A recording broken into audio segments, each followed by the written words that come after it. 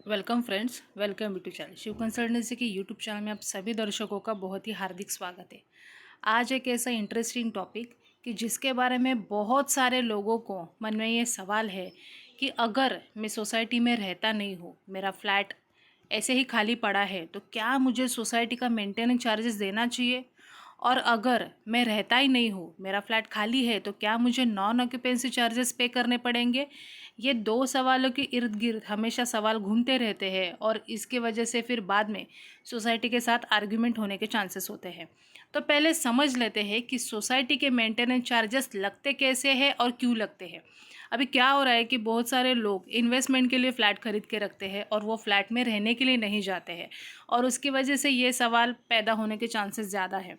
तो जब भी बिल्डर कोई भी बिल्डिंग को खड़ा करता है या डेवलप करता है और उसमें बहुत सारे अम्यूनिटीज़ इंस्टॉल करता है, बहुत सारे जो काम है वो करता है वहाँ पे, तो उस केस में वो एक मेंटेनेंस आपका 1 या 2 साल का ले लेता है और जब ये सोसाइटी को हैंड ओवर देता है तो सोसाइटी की जिम्मेदारी बनती है कि जैसे बिल्डर ने उसको मेंटेन रखा था, जो वो सिस्टम बना के गया था, तो उसी को मेंटेन रखने के लिए कुछ चार्जेस वापस मेंबर से निकालने पड़ते हैं और जो फर्स्ट एजे में मोस्टली डिसाइड किए जाते हैं एज अ मेंटेनेंस चार्जेस कितना अमाउंट लोगों से कलेक्ट किया जाएगा। और दूसरा ऐसा है कि अगर बिल्डर ने सारे फ्लैट सेल नहीं किए होंगे, तो जो भी फ्लैट खाली पड़े हैं और अभी तक बेचे नहीं गए हैं, तो एक बार सोसाइटी रजिस्टर होने के बाद बिल्डर को भी वो मेंटेनेंस चार्जेस सोसाइटी को पे करना पड़ेगा। तो ये सबसे मेन मुद्दा होता है। अभी सोसाइटी क्यों लेती है? तो आपके यहाँ पे जितने भी सिस्टम इंस्टॉल किए गए हैं, आपके यहाँ पे जिम होगा, आपके यहाँ पे स्विमिंग पूल होगा, अच्छा खासा गार्डन बनाया होगा, आपके यहाँ पे लिफ्ट है और भी कुछ अम्यूनिटीज़ है, मतलब एसटीपी है या फिर ऑर्गेनिक वेस्ट जो वहाँ पे बर्न किया जाता है, वैसे कुछ सिस्टम बना के रखी है, तो वो सारा चलाने के लिए मेंटेनेंस चार्जेस निकालना ज़रूरी है। अभी आप अगर नहीं रहते हैं, इसका मतलब ऐसा नहीं कि आपने मेंटेनेंस नहीं दिया तो आपके जगह पे झाड़ू नहीं मारा जाएगा, आपके यहाँ पे इलेक्ट्रिसिटी बंद रहेगा, आपके दरवाजे के यहाँ पे कोई सिक्योरिटी ध्यान नहीं रखेगा।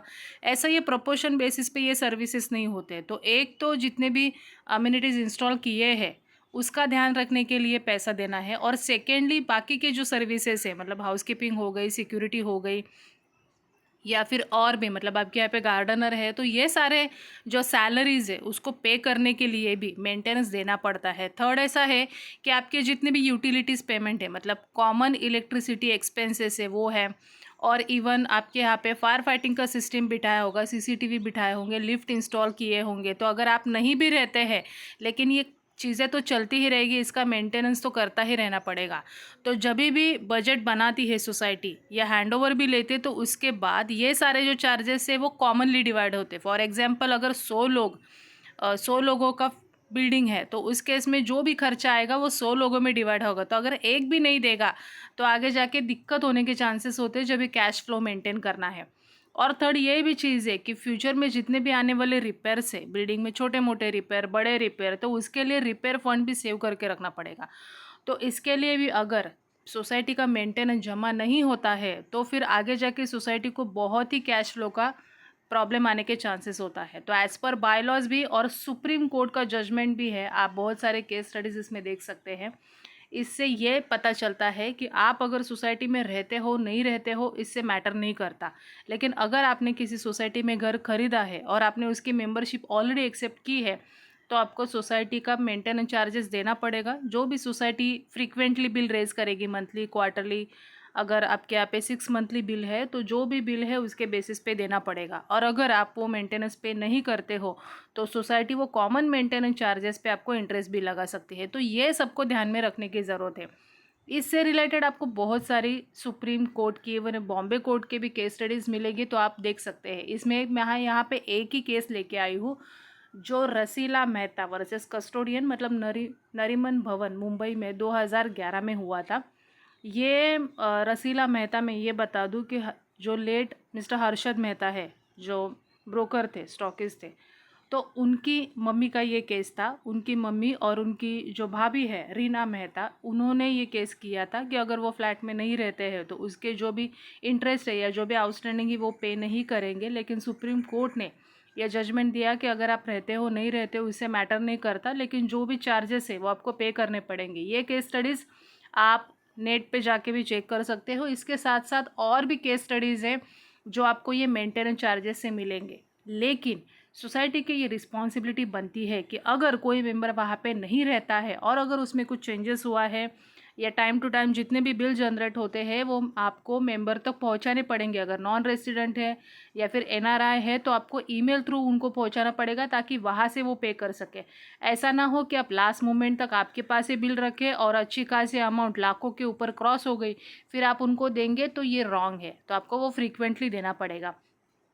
एक मैंने जजमेंट पढ़ा था हिंदुस्तान टाइम्स में 23 जैन 25 को, जिसमें आभास सिंह जो trader world premises cooperative housing society पे उन्होंने केस किया था, क्योंकि सोसाइटी क्या कर रहा है कि स्क्वायर फुट बेसिस पे कॉमन मेंटेनेंस चार्जेस ले रहे हैं, जिसके वजह से क्या हो रहा है कि उनका जो कॉमन मेंटेनेंस है वो अगर दूसरा फ्लैट है जितने भी एरिया वाइज होने की वजह से हमेशा वो अमाउंट डिफ़र करती थी।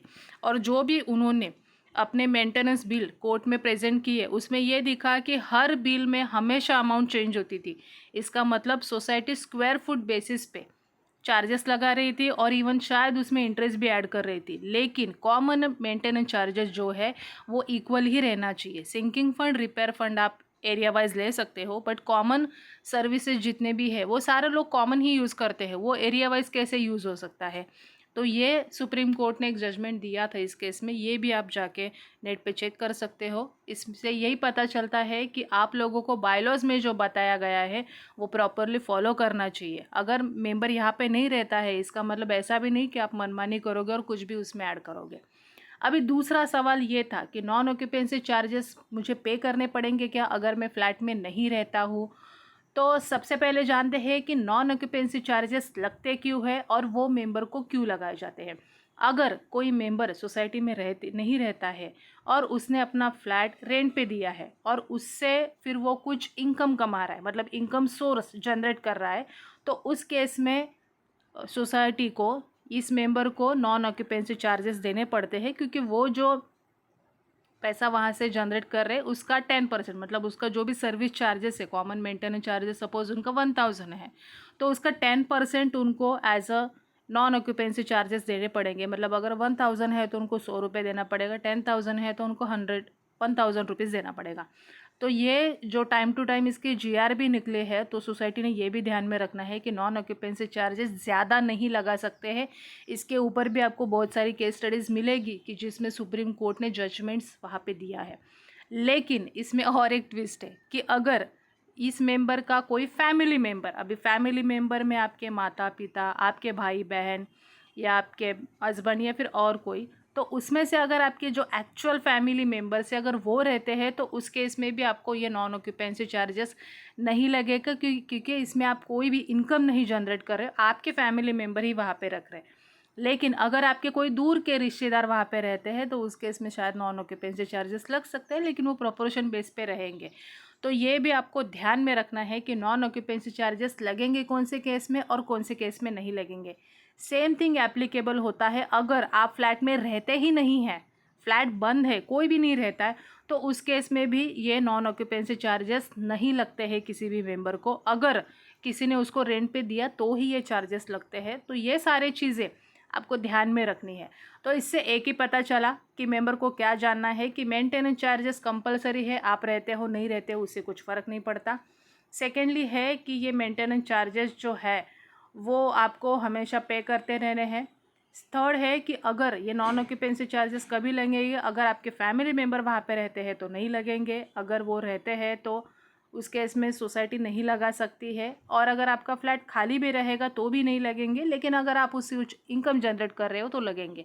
तो ऐसा है ये वीडियो, ताकि लोगों के क्वेश्चंस जो मन में घूम रहे हैं उससे उनको छुड़ाने में आसानी हो जाए। अगर इस वीडियो से रिलेटेड आपको कुछ भी क्वेश्चंस है तो आप हमें कमेंट बॉक्स में डाल के पूछ सकते हैं। छोटी सी रिक्वेस्ट, अगर ये वीडियो पसंद आया होगा तो अपने दोस्तों के साथ उसको शेयर करना ना भूलें। हमारे चैनल को भी सब्सक्राइब करें और बेल आइकन को भी प्रेस करना ना भूलें, ताकि नए जितने भी वीडियोज़ आएंगे उस सबके नोटिफिकेशन आपको मिल जाएंगे। So thank you for watching this video.